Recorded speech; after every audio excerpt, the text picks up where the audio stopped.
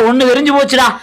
ஒண்ணு நேருக்கு நேர் மோதணும். இங்கோ பின்னாடி உட்கார்ந்து பாட்டு பாடிட்டு இருக்கீங்க. இந்த வர்ற ஒயில் கார்டு கண்டஸ்டன்ஸ் எல்லாம் வந்து இவங்க தனியா விளையாடுவாங்களோ இல்ல தெரியல, ஏற்கனவே உள்ள கண்டஸ்டன்ட்ல அடிச்சுதான் ஃபேமஸ் ஆவாங்க அப்படிங்கிற மாதிரி தான் இருக்கு.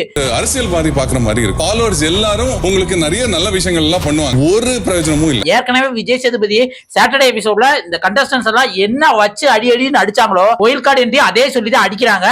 அடையாளத்தை கிரியேட் பண்றதோட விடணும், மத்தவங்களோட அடையாளத்தை கொச்சப்படுத்த கூடாது. ஆனா இருந்தாலும் இன்ட்ரெஸ்டா இருக்கு. ஏன்னா இந்த கண்டஸ்டன்ஸ் எல்லாம் இந்த 30 நாள் ஏதாவது செஞ்சு துவங்கிறா அப்படின்னு நம்மளே எவ்வளவு ஆதங்கப்பட்டிருப்போம். அப்படி ஒன்னும் செய்யறதில்ல.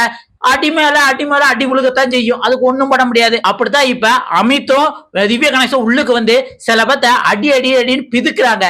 அதை யார் அடிக்கிறாங்க, என்ன காரணத்தை சொல்லி அடிக்கிறாங்க அப்படிங்கறத இந்த வீடியோல பார்க்கலாம். அதுக்கு முன்னாடி நான் எப்பயும் கேட்கறதா, உங்க பொண்ணான கைகள்ல ஒரு லைக் மட்டும் தட்டி விட்டுங்க. வாங்க வீடியோக்குள்ள போலாம்.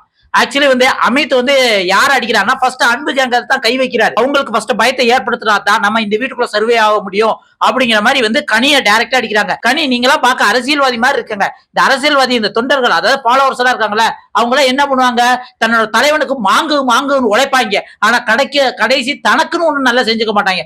அது மாதிரிதான் உங்க கேங்ல இருக்கவங்க பூரா வந்து கனியக்கா நல்லவங்க, கனியக்கா அப்படி பண்ணிடுவாங்க, கனியக்கா வந்து ஃப்ரீ நாமினேஷன் வாங்க வைக்கணும், கனியக்கா எது சொன்னாலும் கரெக்டா இருக்கும் அப்படின்னு சொல்றாங்களே தவிர அவங்க தான் கேம் விளையாட முடியாங்க அப்படிங்கறத சொல்ற மாதிரி தான் வந்து அந்த ப்ரோமோல சொல்லியிருக்காங்க. அடுத்து பாத்தீங்க அப்படின்னா கானாவனத்தை போட்டு அடிக்கிறாரு.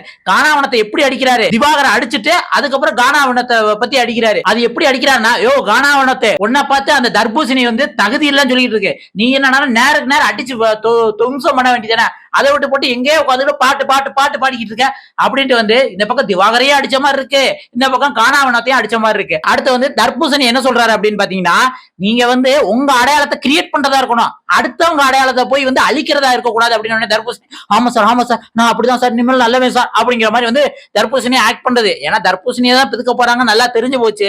வர்ற எல்லா கண்டஸ்டன்ஸும் அவங்க மேலதான் கை வைக்காங்க.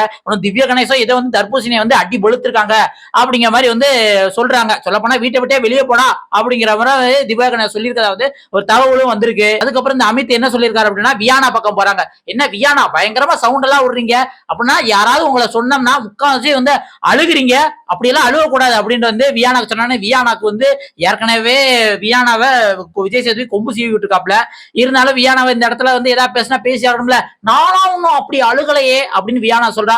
உடனே வந்து நான் பார்த்ததாங்க சொல்ல முடியும், நான் பார்த்துட்டு தானே வந்திருக்கேன் வெளியில, அப்புறம் நான் பார்த்தது பொய்யா, இல்ல நான் பார்க்காம விஜய் டிவி எழுதி கொடுத்த ஸ்கிரிப்ட பேசுறானா அப்படிங்கிற மாதிரி வந்து அமித் சொல்றாருங்க. ஆக மொத்தம் நல்லா தெரிஞ்சு போச்சு, ஒயில் கார்டுல உள்ளுக்கு போனவனே உங்க கேம கான்சென்ட்ரேட் பண்றீங்களோ இல்லையோ, அடுத்த வந்து தப்பா விளாடுறாம்ல அதை குறை சொல்லி அவனை அடிச்சு ஃபேமஸ் ஆயிருங்க. சரியா, இவனை அடிச்சா நீ ஃபேமஸ் ஆயிருவ அப்படிங்கிற மாதிரி தான் உள்ளுக்கு வந்தவங்க செய்யற மாதிரி நம்மளுக்கு தோணுது. இதை பத்தி நீங்க என்ன நினைக்கிறீங்க? ஏன்னா இந்த அமித்ங்கிறவர் எப்படிப்பட்ட ஆள்னா, நான் ஏற்கனவே சொன்னதான் இந்த கனடா பிக் பாஸ்ல வந்து அந்த வாய்ஸா வந்து செயல்பட்டுருக்காரு சீசன் 1 நினைக்கிறேன்.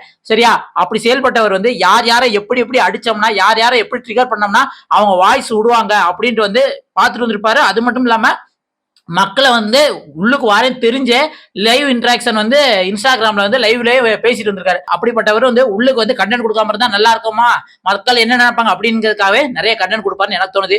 இதை பத்தி நீங்க என்ன நினைக்கிறீங்க அப்படிங்கிறத மறக்காம கமெண்ட்ல சொல்லுங்க. அடுத்த ஒரு வீடியோல சந்திக்கலாம். நன்றி, வணக்கம் மக்களை.